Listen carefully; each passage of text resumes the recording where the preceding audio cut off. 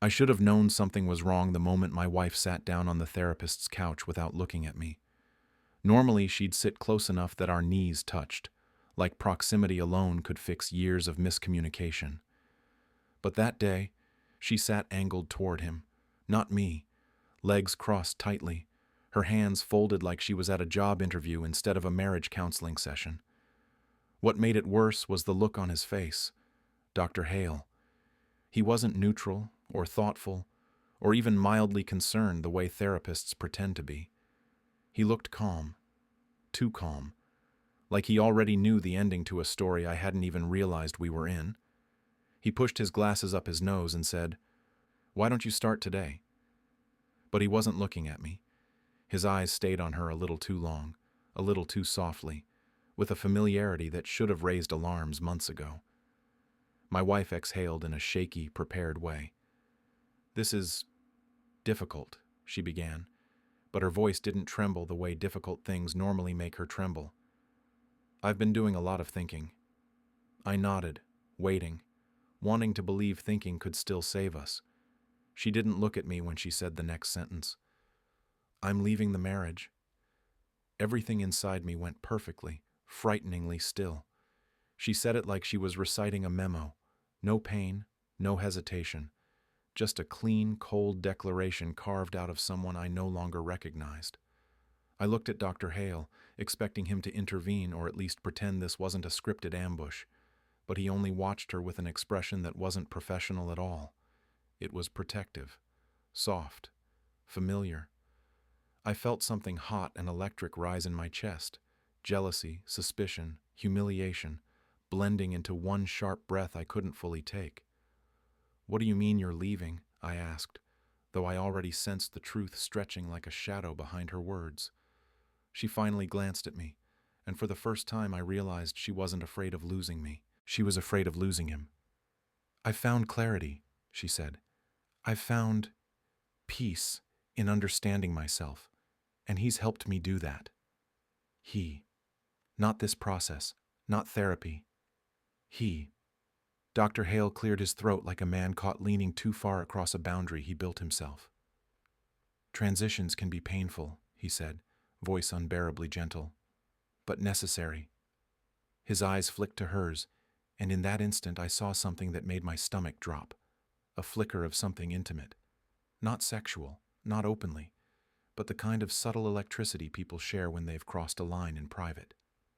The session ended abruptly, with no closure, no plan, no attempt to salvage anything. She stood quickly, nearly tripping over her own urgency to get out the door. Dr. Hale followed her with his eyes, not professionally, not responsibly, but like a man watching someone he already considered his. I didn't say another word. I walked out numb, the cold air outside biting at my skin as if to remind me I was still alive, even if something in me had just been gutted. That night when I got home, her closet was half empty. Shoes gone, jewelry gone, favorite jacket missing. That strange floral perfume, one I'd never liked but always tolerated, lingered too strongly in the bedroom, like she'd sprayed it on purpose before leaving. I opened the kitchen drawer where we kept spare keys. Her house key was there. Her car key was gone. The realization hit slowly, painfully. She hadn't left earlier that day. She'd left in the morning. Therapy had only been the announcement, not the decision. But the final blow came when I went outside to throw out some trash and saw a car parked across the street, Dr. Hale's silver sedan. I knew that car from every appointment, every session, every hour I'd spent trying to fix a marriage he clearly had no intention of helping survive. I followed the car with my eyes across the street to the house with the yellow porch light. His house. And there, through the window, blurred by the curtains but unmistakable, was her silhouette, her hair, her posture, her, in his home, on the very night she ended our marriage. My chest tightened so sharply I had to lean against the trash bin to steady myself. I didn't know if the twisting sensation inside me was heartbreak or humiliation, or both tied into a knot I'd never untangle. I stood there for a long time, swallowing the truth I never imagined I'd have to face. My wife hadn't just left me. She had left me for him. And I had no idea that the next person I'd meet, his daughter, would change everything that followed. I didn't sleep the next night. I lay in the half-emptied bed staring at the ceiling, replaying the moment my wife announced she was leaving me, while the man she left me for sat in the same room, pretending to be neutral. By the time morning sunlight cut through the blinds, I felt hollow. Not broken, just numbed enough to function. I spent the early afternoons sorting through the leftover traces of her life. Abandoned shirts, forgotten notebooks, a half-used bottle of perfume that still smelled like someone I wasn't sure I ever really knew. I boxed everything slowly, mechanically. It wasn't until I taped the last box shut that a strange, shaky breath escaped me. Maybe grief, maybe anger, maybe something I couldn't name yet. By late afternoon, I forced myself to drive to Dr. Hale's house. Not to confront them, I wasn't ready for that, but because she had left behind paperwork she needed for her job, and I couldn't let her accuse me of withholding anything. I told myself I was doing something responsible, neutral. But my stomach tightened the moment I pulled up to the curb. His house looked disgustingly peaceful. Porch light off, windows open, curtains shifting slightly in the early evening breeze. If I didn't know the truth, I would have thought it was just another quiet house on a quiet street. I grabbed the box, stepped out of the car, and started up the walkway, only to nearly collide with someone coming down the front steps. She stopped short, and I froze with the box halfway slipping out of my arms. She looked nothing like her father. Thank God. Her hair was darker, her eyes sharper, and her expression carried a natural edge of sarcasm, like someone who had learned early that the world rarely told the truth. "Oh," she said, blinking at me. "You must be the husband." I felt heat crawl up my neck, not from embarrassment, but from the bluntness in her voice. "Yeah," I muttered. "That's me." She shifted her weight, crossing her arms, her posture casual but her gaze dissecting me with practiced precision. "I'm Sophia," she said. "His daughter." I hadn't expected her. I didn't even know he had a daughter. She looked mid-20s, confident, grounded in a way that made me straighten without realizing it. She nodded toward the box in my arms. "Let me guess," she said. "You're dropping off her stuff so she can pretend she didn't actually move in here overnight?"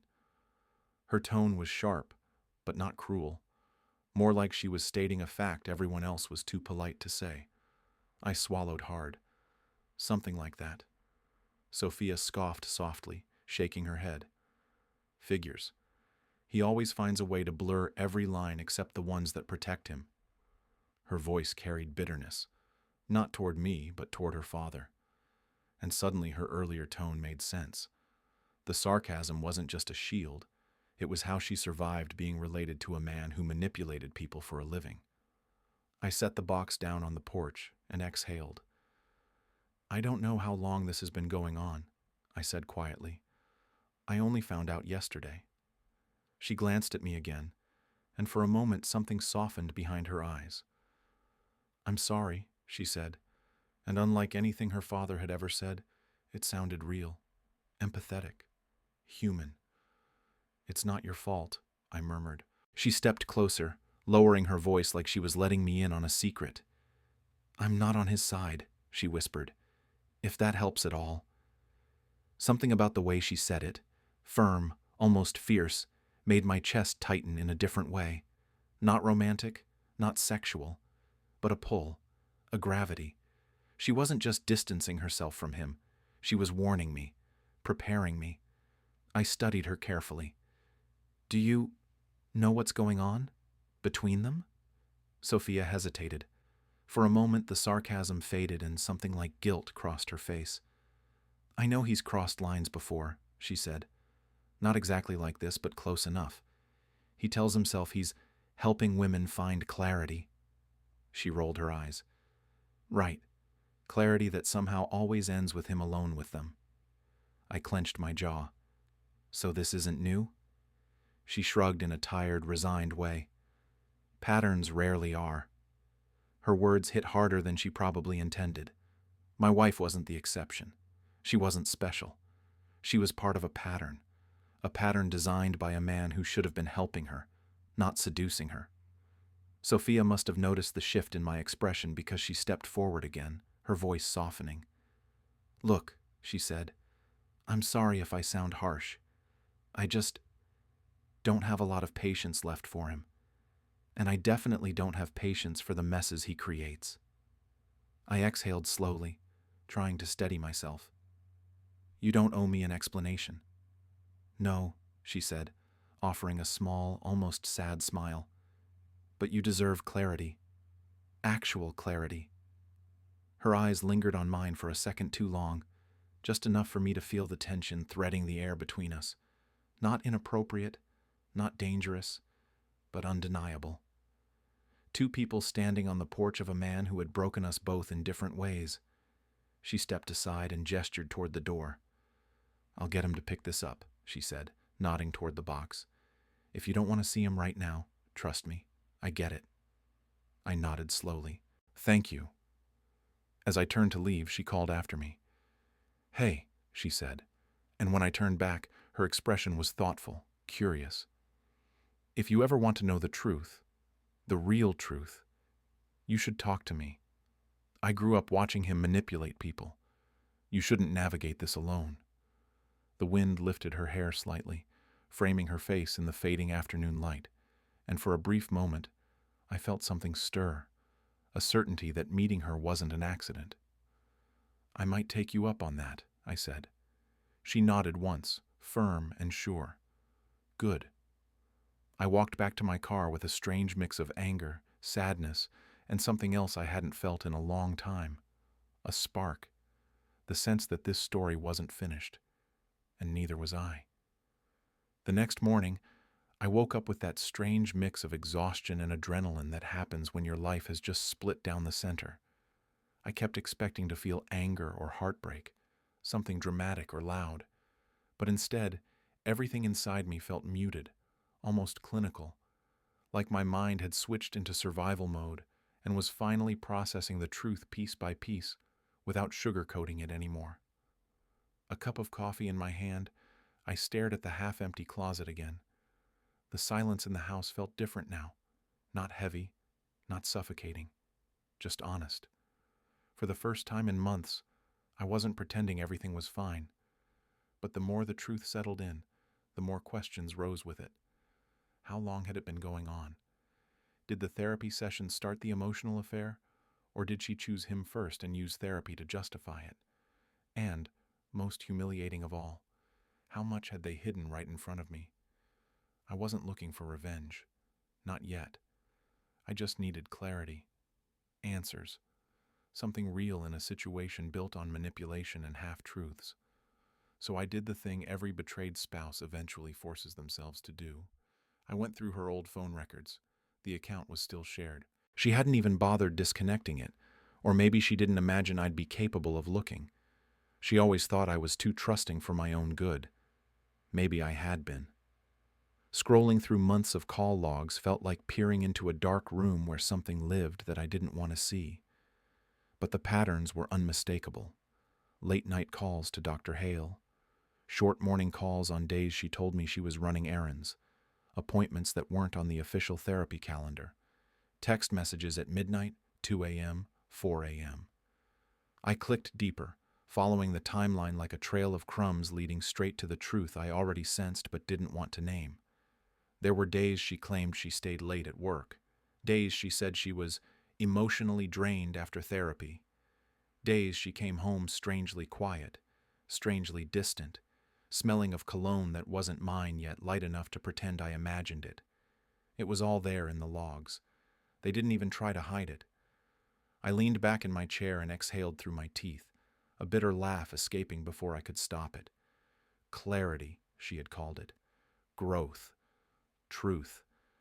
But everything I found was built on lies. My phone buzzed on the table. A message. From Sophia. I didn't realize how tightly I was gripping the phone until my fingers hesitated over the screen.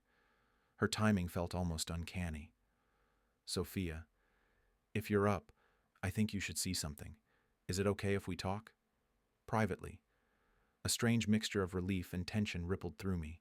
I typed back, "Me. I'm here. What is it?" Her response came fast. Sophia, not something I can explain over text. Meet me? 30 minutes? Same cafe by the park? I stared at the message, the decision forming itself before I could question it. Something about her clarity, her honesty, her refusal to tiptoe around the truth, felt like the one stable thing in this mess. Me. Yeah, I'll be there. The cafe was nearly empty when I arrived. Dim lights, soft music, the smell of cinnamon pastries drifting in the air. Sophia was already there in the corner, tapping her nails lightly on a mug she hadn't sipped yet. She looked up as I approached, her eyes sharp, studying me with that same intuitive depth that made me feel both seen and exposed. You look like you didn't sleep, she said softly. Did you? I asked. Her lips twitched. Not really. There was something subtly magnetic about her. Not in a sexual way, nothing inappropriate, but in the way she carried quiet strength beneath frustration. She didn't look broken by her father's behavior. She looked determined to confront it. That alone made her feel like a partner in something neither of us chose but were now forced to navigate. I slid into the seat across from her. You said you had something to show me? She nodded, then glanced toward the window before pulling out her phone. Before I do, I need to ask you something. How open do you want to be to the truth? All of it. I swallowed. I want the truth.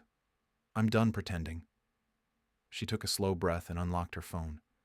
Good, because what I found, it's not just suspicion. It's not just a feeling. She hesitated, voice lowering. My dad has patterns, and your wife fits them too perfectly. I felt a cold shiver move down my spine. Patterns? She nodded once.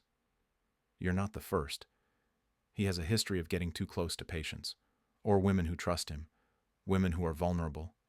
He calls it therapeutic intimacy, which is bullshit, by the way. I leaned forward.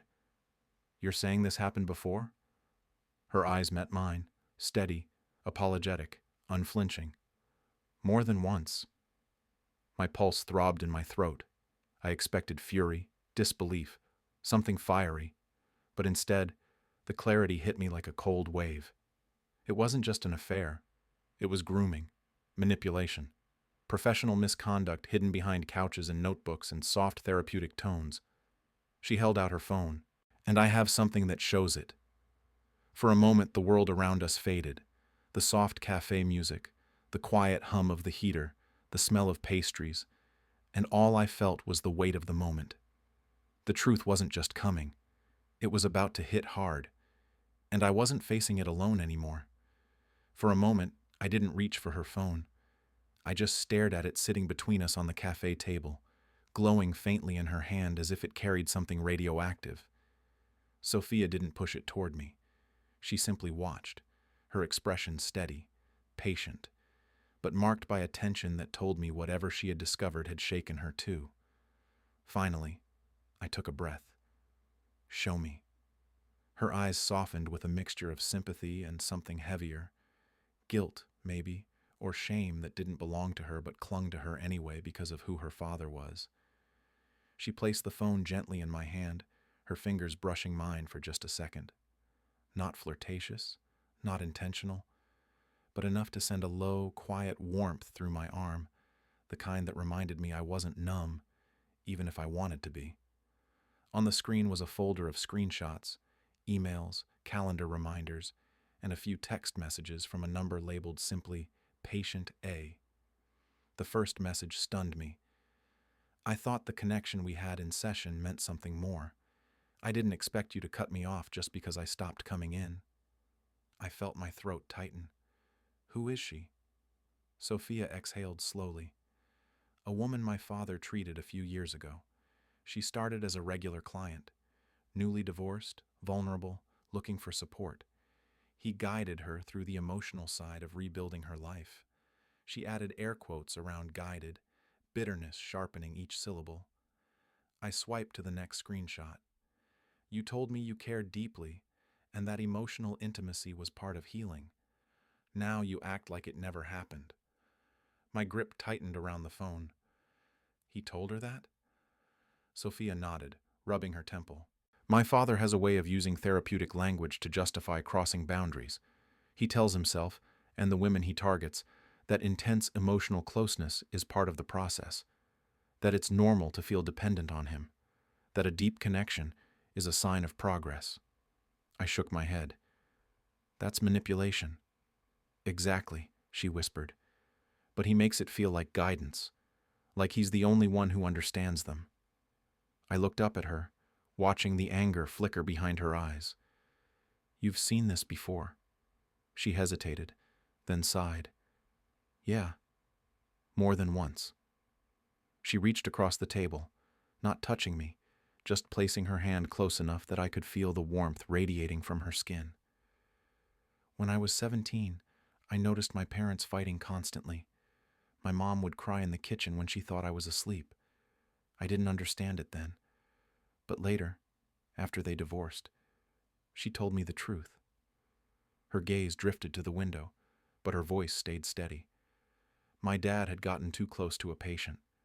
My mom said he blurred lines, made promises he shouldn't have, insisted the woman was misinterpreting everything. She let out a humorless laugh. Sound familiar? A cold wave rolled through me. So this isn't new behavior. It's a pattern. Sophia nodded. He likes to be needed, and when a woman is emotionally vulnerable, he uses that need to create a connection that feels meaningful, intimate, special. She paused, her jaw tightening. But it's never real, and it never lasts. When the woman starts expecting something deeper, he cuts her off and finds someone else who's easier to mold. The air around us thickened. I swiped to another message in the folder. You said emotional closeness could feel like sex without touching.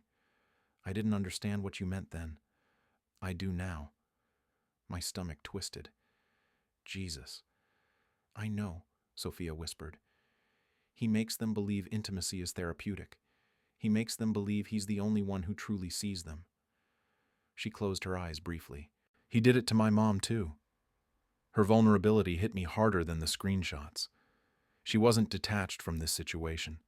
She was carrying wounds of her own, old ones, deep ones, made heavier by watching another woman fall into her father's trap. Why are you showing me this? I asked quietly. She opened her eyes, and for the first time, I saw the raw sincerity behind her frustration. Because you deserve the truth, actual truth, not the version he feeds people, not the version your wife thinks she's living. She held my gaze, unflinching. And because I'm tired of watching him damage people and walk away like nothing happened. For a moment, neither of us spoke. The cafe hummed quietly around us. Soft clatter of cups, low conversations, the faint aroma of coffee and baked pastries. But between us, the air felt charged, heavy with revelations neither of us could ignore now. I set the phone down and leaned back slowly. I can't believe she fell for him. Sophia shook her head gently. Don't blame her. He's good at what he does. Too good. He makes people feel seen, heard, desired in a way that feels safe. Her voice softened. And when you mix emotional vulnerability with the way he talks to women, it doesn't feel like manipulation. It feels like connection. Until it's not, I murmured. Exactly. Her eyes held mine again, brighter now, more determined. I don't know how deep your wife is in, but I do know my father. He'll do everything he can to make her believe leaving you was her decision, that he guided her toward clarity, that he saved her. The anger inside me simmered, not explosive, not wild, but controlled and focused. And you want to help me stop him, I said. Sophia's lips curved into a small, knowing smile. I want to help you see him for what he really is. A beat passed. And maybe, she added softly, I want to finally free myself too. The warmth between us deepened. Not romantic, not sexual, but powerful.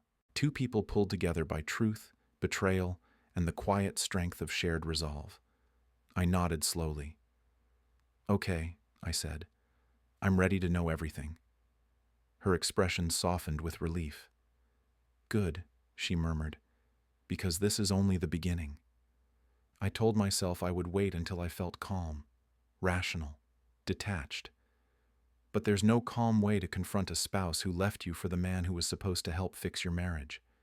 There's no clean version of that conversation. Only the truth and the pain wrapped inside it.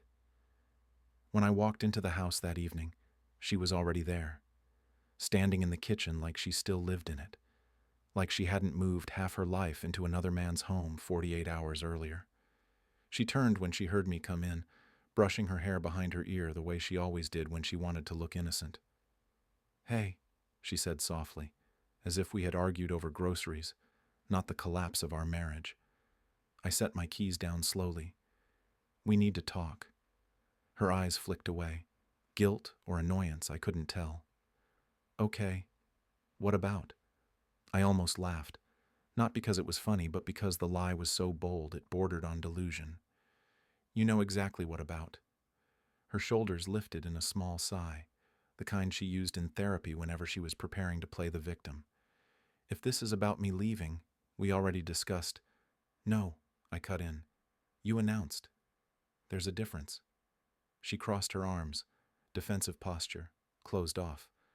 Dr. Hale would have praised her for protecting her boundaries. I saw it now, every little gesture he had planted in her. Tools he taught her to use not for healing, but for hiding.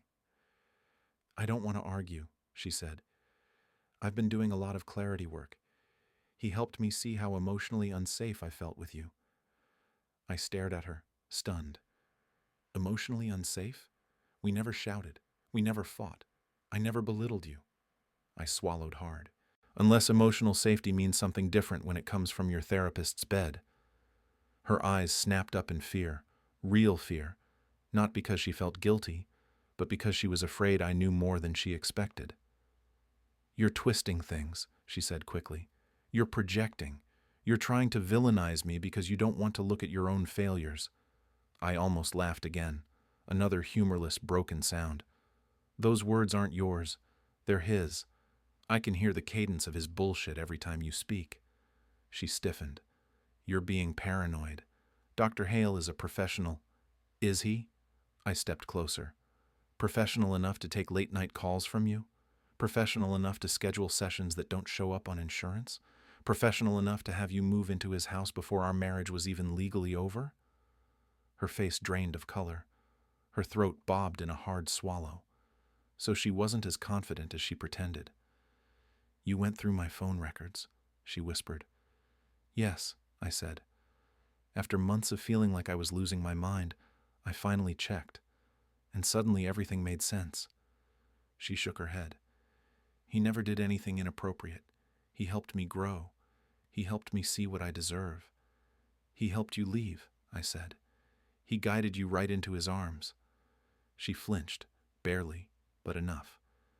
"He said you wouldn't understand," she murmured, eyes wet now. "He said you'd react with anger and blame." I stared at her. "Of course he said that. He needed you isolated, dependent, easier to manipulate." "That's not true," she said sharply. "You don't know him." "I know more than you think." My voice was quiet. Too quiet. Her eyes flicked up in confusion. I exhaled, steadying myself. "I've talked to Sophia." That name landed like a blow. She took a step back, panic spreading across her face. "You talked to his daughter?" "Yes," I said. "And she's told me things. Things about his past. Things about other women he convinced he cared deeply about. Other lives he stepped into and broke." Her breath hitched. "She's lying."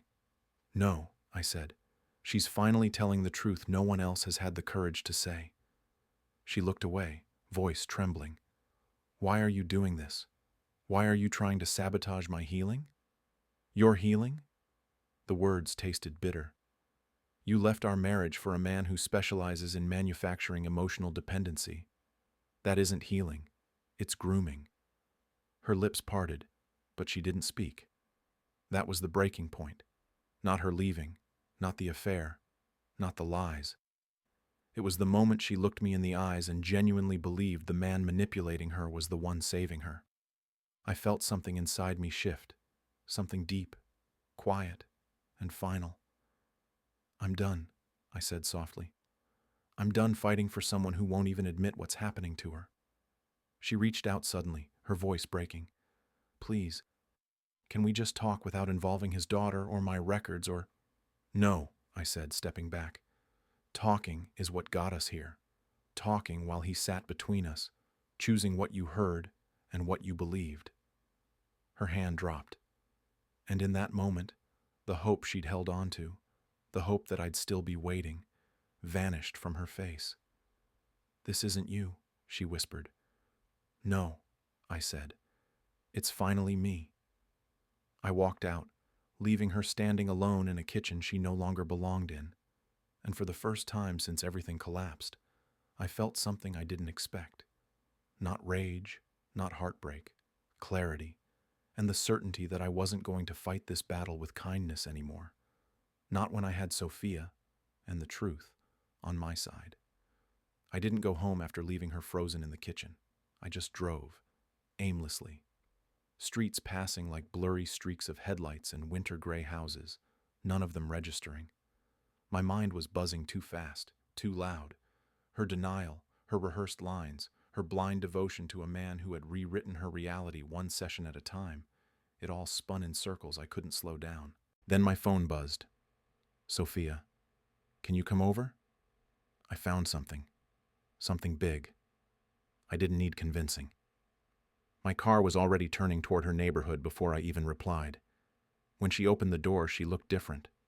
Tense, yes, but also somehow steadier. Like she had reached a point within herself where fear couldn't make her retreat anymore. Her hair was pulled back, her jaw set in a way that made her look more like a woman preparing for a battle than someone catching up with old family wounds. "Come in," she said immediately, stepping aside. Her apartment was warm, softly lit, a contrast to the cold truth she had warned me was waiting. She motioned toward the small dining table where a folder lay open, filled with papers, highlighted sections, and what looked like typed statements. My stomach tightened. "What is all this?" Sophia took a slow breath. "Something I should have shown someone years ago." She sat across from me, the folder between us like a line neither of us could ignore. "You asked earlier if this had happened before," she said, her voice low, almost shaking. "I told you yes, but I didn't tell you the whole story." I leaned forward. "I'm listening." She pushed a sheet toward me, a scanned document, slightly crooked, with a header that made my chest tighten. Draft. Complaint for formal review. Board of Professional Ethics. My pulse quickened as she pointed to the page. "This," she said, "is a complaint a former patient wrote about my father, 5 years ago." I stared at her. Why wasn't this filed? "Because," she said bitterly, "my father convinced her she'd ruin his career. He told her it was just a misunderstanding, that she was misinterpreting therapeutic closeness. He pressured her to sign a confidentiality agreement before she could even breathe." A cold anger crept up my neck. He used confidentiality to silence her. Sophia nodded. "He always does." I read the complaint, hands tightening slightly with every line. Dr. Hale expressed deep personal feelings during our sessions. He encouraged me to consider him a source of emotional intimacy. Our boundaries became blurred. I felt dependent on him. He implied our connection was unique. It was the same pattern, the same language, the same manipulation, the same emotional traps my wife had fallen straight into. My voice came out low. "You've had this all this time?" Sophia's eyes lowered for a moment, guilt flickering across her features. "I was 19 when I found it, scared, confused. My mom begged me not to get involved. She said no one would believe us, that the burden would fall on her, not him." She swallowed. "So I hid it, and I've regretted it ever since." I stared at her, not with judgment, but with something deeper. She had been a kid forced into an ethical battlefield no teenager should navigate, and now she was choosing to fight the war her father created, years too late, but with a courage that made my chest tighten. Sophia met my gaze again. I'm not hiding anymore, and neither should you. I exhaled slowly. This could destroy him. She gave a humorless half-smile. Good. But, I said, if this gets out, won't he retaliate? Against you? Her eyes softened at the concern in my voice. Probably. She shrugged lightly. But I'm done letting his reputation be more important than the damage he's caused, and you shouldn't have to face this alone. For a moment the room felt warm, close, charged with something fragile but powerful. Not desire, not romance, but a deep emotional alignment, a shared purpose. She reached into the folder again and pulled out a USB drive. I scanned everything. Digital copies. Originals are hidden where he'll never find them. She slid the drive toward me. This is proof, she said. Real proof. Not suspicion. Not interpretation. I picked it up, feeling the weight of it in my palm. Not physical, but symbolic. This wasn't just leverage. It was validation. It was a pattern. It was history repeating itself, and now documented beyond denial. I don't know what to say, I murmured. You don't have to say anything yet. She leaned back, studying me with quiet intensity. But you need to prepare yourself, because once you use this, everything changes. For the first time since my wife left me, I felt something stronger than betrayal, stronger than pain. Resolve. Sophia watched me, her expression unreadable. I'm with you in this, she said softly, no matter how ugly it gets. The warmth in her voice sent a subtle ripple through my chest. Not attraction, not lust, but trust.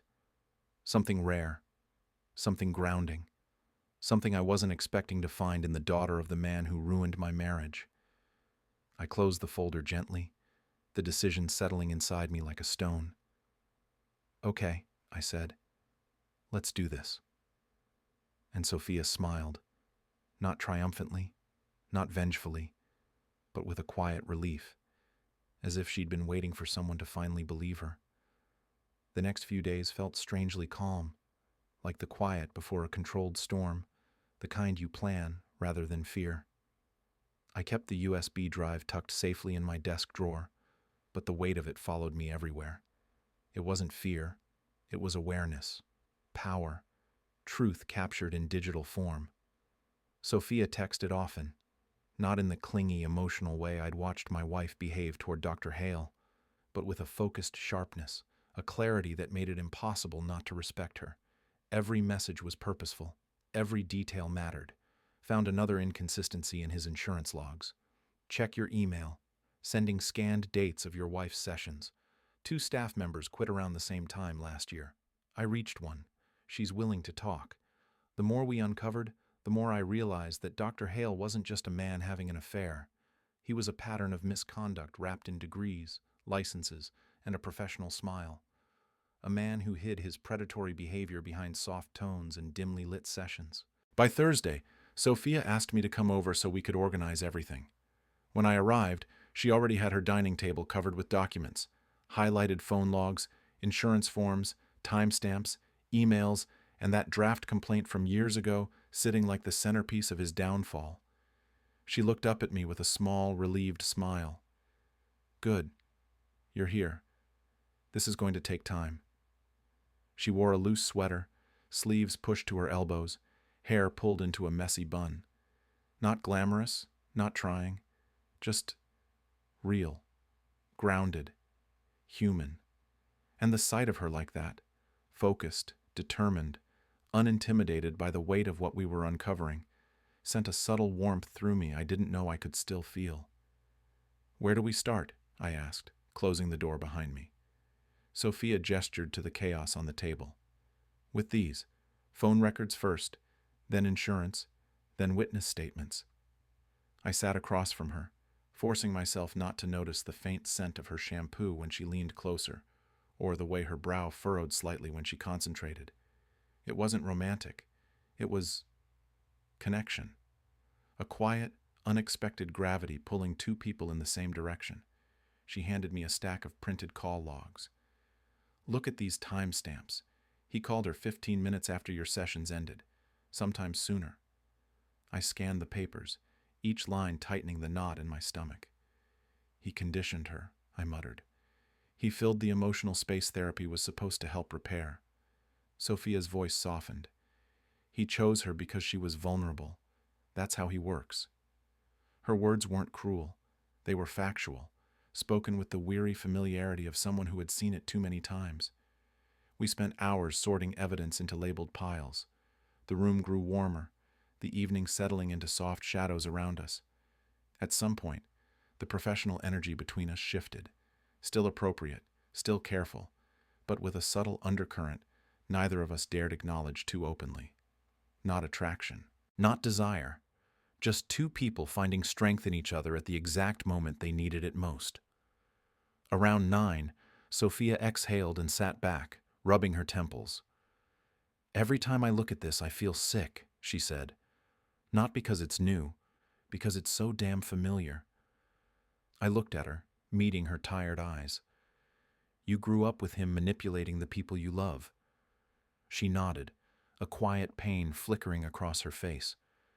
It wasn't always obvious, but once you see it, she looked down at the complaint. You can't unsee it. For a moment, the only sound was the gentle hum of the heater. Then she lifted her gaze again, steady, brave, open. I want to thank you, she said, for believing me. Most people don't. They see a respected therapist and assume the daughter must be exaggerating. I don't think you've exaggerated anything, I said. If anything, I think you've been too patient with him. A small, almost shy smile tugged at her lips. Maybe, but it feels different now, like I'm finally allowed to stand up to him. You are, I said firmly. You always were. Her breath softened. And you? How are you handling all this? It was the first time someone had asked me that with genuine interest, not as a clinical probe, not as a manipulative tactic, but as a human being speaking to another. I leaned back in my chair. Honestly, angry, but focused. Good, she said. Anger isn't bad when it's aimed at the right person.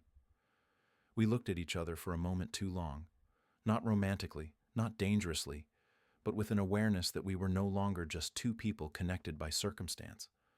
We were partners now, bound by truth, by courage, by the shared determination to expose a man who had taken too much from both of us. Finally, she stood, collecting the organized folders.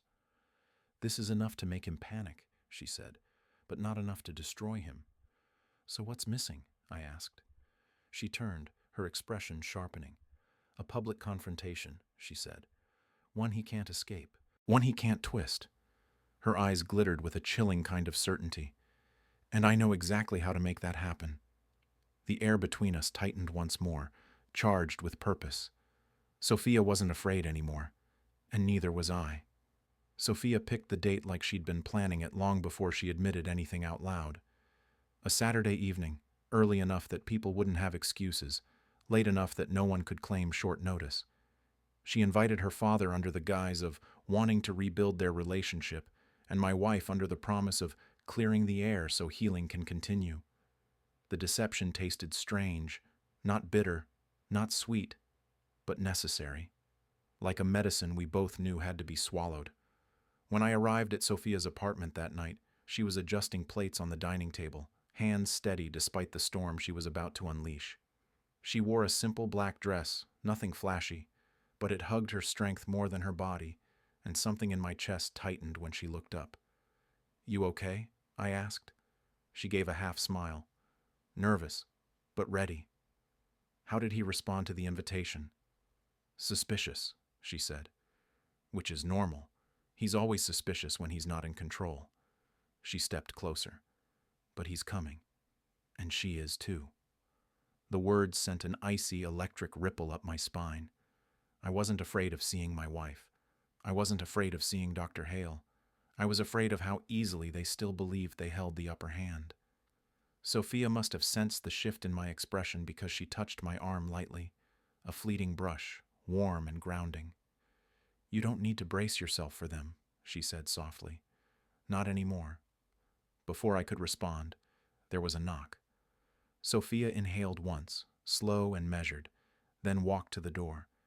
She opened it to reveal Dr. Hale, perfectly groomed, coat neatly pressed, smile calibrated to look fatherly and concerned. "Sophia," he said warmly, stepping inside, "I'm glad you reached out. I've missed you." The lie rolled off his tongue effortlessly. Then his eyes landed on me. There was a flicker, not shock exactly, but annoyance, like a chess player realizing the board wasn't set the way he assumed. "Oh," he said, recovering quickly. "You're here." "Yes," I said calmly. "Thought it was time we all talked." Before the tension could thicken, another knock came. Sophia opened the door again, and there she was, my wife, wearing the same soft expression she used to use to end arguments before they could start. Her eyes softened when she saw me, then darted nervously toward Dr. Hale, subtly gauging his reaction first. Of course she did. We sat at the table, Sophia and I on one side, the two of them on the other. The symmetry wasn't lost on me. Two manipulators facing the two people they never expected to unite. Dinner started with small talk, forced smiles, awkward clinks of silverware. My wife kept glancing between us, clearly sensing something off.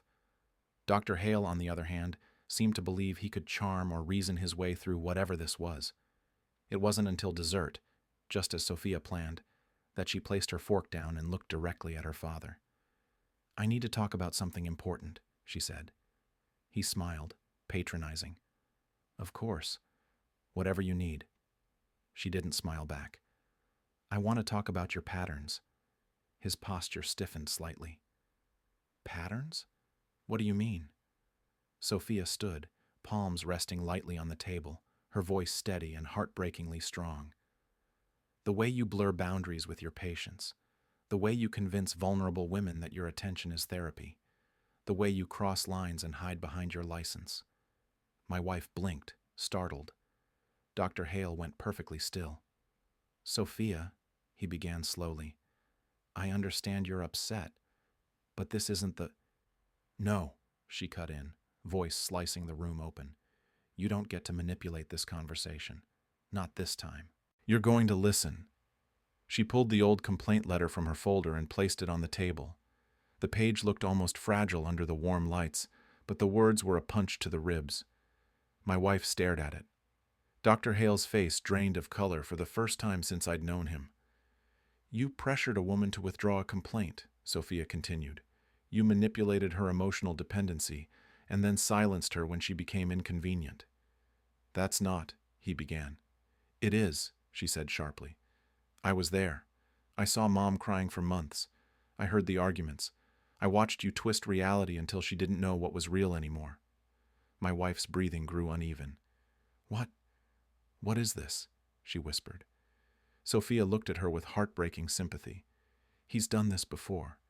You weren't chosen. You were targeted." The words landed with devastating clarity. My wife turned to Dr. Hale in disbelief. "Is that true?" He inhaled sharply, forcing a calmness he didn't possess. "Your husband and his daughter are trying to manipulate." "Enough," I said quietly, standing. I reached into my jacket and placed printed call logs, insurance contradictions, and copies of the messages Sophia and I had gathered on the table. "This is proof," I said. "Not emotion, not interpretation. Proof." My wife reached for the papers with trembling hands. Dr. Hale stared at them like they were burning holes through the table. Sophia didn't raise her voice. She didn't cry.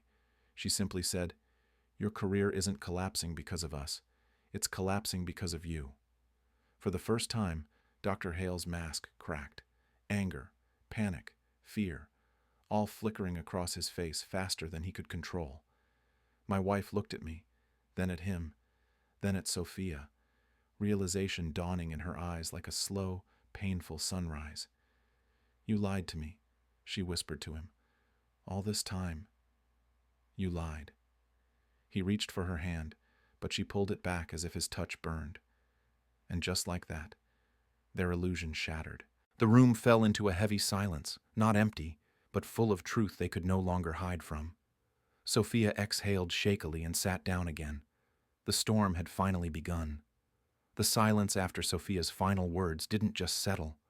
It pulled the whole room into it, like gravity had shifted.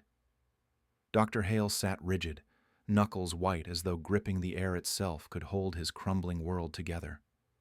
My wife looked stunned, her breath shallow, eyes darting between the evidence and the man she had thrown her life toward. "You two are twisting everything," Dr. Hale finally said, his voice low, dangerous. "You're manipulating this situation to make me look—" "Like what?" Sophia shot back. "Like the man you actually are?" "My own daughter," he muttered, shaking his head. "My own daughter feeding his delusions." "No," she snapped, voice trembling with years of suppressed anger. "I'm finally breaking free of them." My wife buried her face in her hands. "I didn't know," she whispered. "I swear, I didn't know." I believed her. For the first time in a long time, I actually believed her. Because the truth was hitting her in real time, cutting through the fantasy she had been living in. She wasn't evil. She wasn't malicious. She was manipulated. Slowly, methodically, expertly. And Dr. Hale knew it. He glared at Sophia, eyes cold. "You're making a mistake. You're ruining everything based on something that happened years ago, something that was resolved." "Resolved?" she repeated, laughing bitterly. "You mean buried, covered up, hidden, just like you tried to hide this." She tapped the stack of printed evidence, and his expression cracked, fear flickering beneath his carefully maintained calm. "You could have told me," my wife whispered to him, voice splintering. "You could have warned me. You could have said something." "It wasn't relevant," he argued. "I've grown since then." "No," Sophia said softly. "You've just gotten better at hiding it." My wife pushed her chair back abruptly, the legs screeching against the floor. She stood, tears streaking her cheeks. "I ruined my marriage for you," she said, her voice sharp with betrayal. "I believed you were different. I believed you understood me." He reached for her shoulder, but she stepped back sharply. "Don't touch me," she hissed. The look on Dr. Hale's face was one I'd never seen, panic mixed with something almost childish. Like a man who had spent his whole life controlling narratives suddenly realizing he had no script left. Sophia finally sat down, exhausted. I took the seat beside her, not touching her, but close enough that she felt my presence. She didn't look at me, but her shoulders relaxed slightly, as if that alone was enough to steady her. After a long, suffocating silence, Dr. Hale tried again. "Sophia, you're making a mistake involving him in this. He's just angry his marriage ended. He wants to hurt us." Sophia's voice came out quiet but razor sharp. "No, he wants the truth.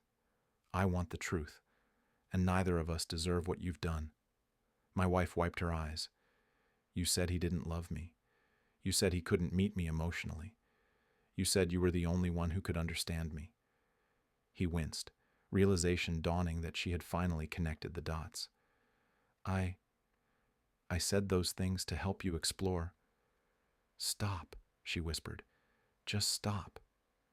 For the first time since the affair began, she was seeing him clearly, and he hated it. Sophia gathered the documents, stacking them neatly with quiet finality. "I've already sent copies to the ethics board," she said, "and to the practice manager."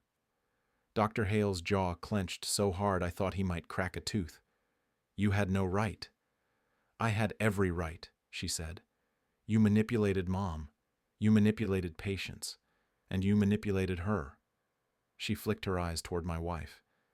"You don't get to hide behind your title anymore."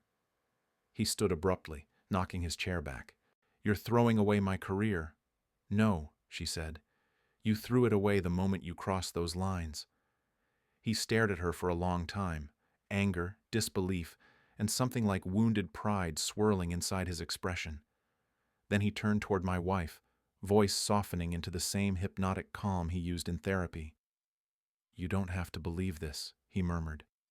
"You know our connection is real. You know what we had? What we had, she interrupted, was manipulation. He froze. And I didn't see it until now, she added.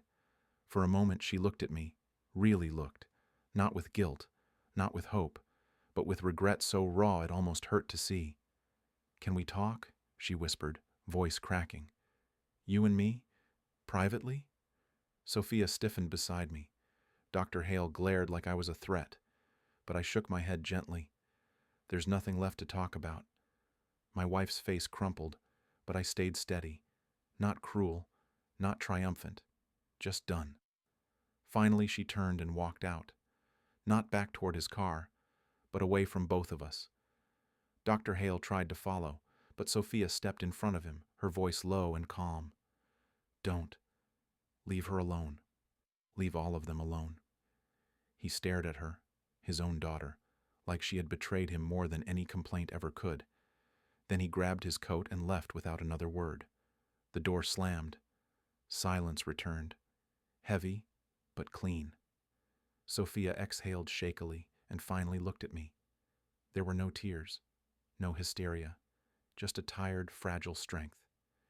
You handled that better than I expected, she whispered. You did too, I said.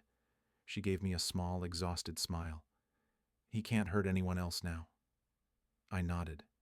No, and neither can she. We sat there for a long moment, the air between us warm and steady. Not romantic, not yet. Just two people standing in the ruins of someone else's lies, finally breathing freely. The days that followed the confrontation felt strangely quiet. Not empty, just quieter. Like someone had finally shut off the background noise I'd been trying to ignore for months. Dr. Hale's practice went into immediate crisis mode.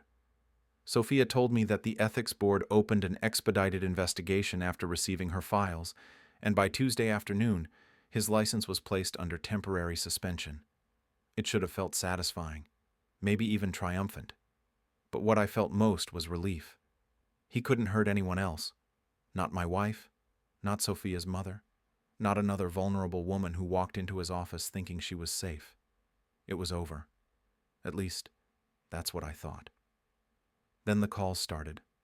Not from my wife, not at first, but from unknown numbers, all leaving similar messages. I heard what happened. I think it happened to me too. Is it true? About Dr. Hale? I wasn't the only one? I thought I imagined it. I thought it was my fault. Former patients, women who had never met each other but somehow shared the same story, the same pattern I now recognized too well. Sophia hadn't prepared for how many there would be. She called me one night, voice shaking.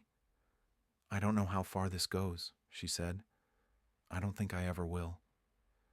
Her father hadn't just failed professionally. He had built an entire system of emotional grooming disguised as therapy. My wife finally came by the house 3 days after the dinner. She didn't dress up, didn't rehearse anything. She just stood at the doorway, shoulders trembling, as if the world she'd believed in had collapsed overnight. Can we talk? She asked.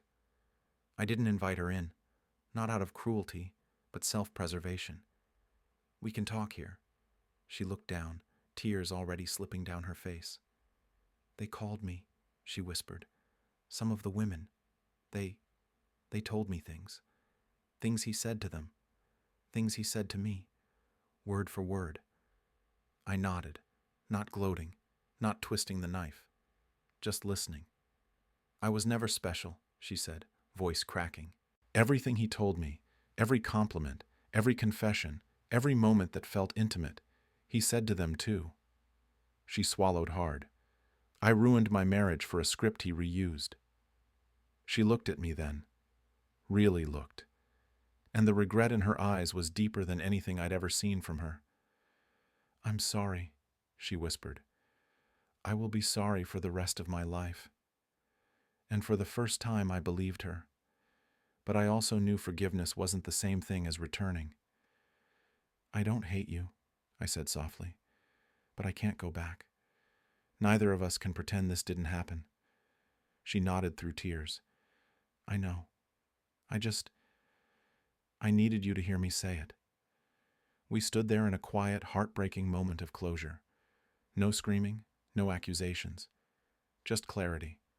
The kind I truly didn't have before. When she finally walked away, she didn't look back.